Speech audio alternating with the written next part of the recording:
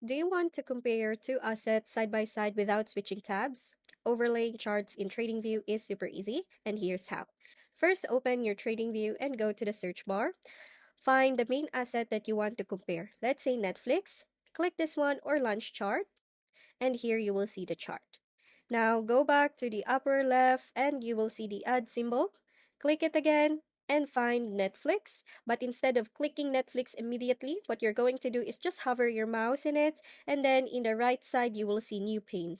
Click it, and here you will see the Netflix or the chart of a Netflix is added below. Now let's go back again to the plus icon and add the other assets that you want to compare Netflix with.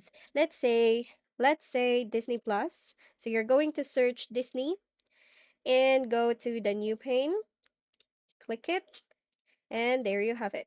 The chart of the Disney is added below, and here's the Netflix chart. What we need is to overlay these two charts so that we can compare them side by side. So now you're going to hover your mouse here to the Disney and find the three dots. Click that, and the drop menu will open.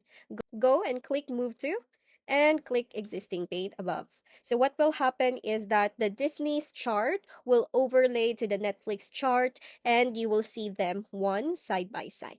And that's it. You can now track multiple assets in one view.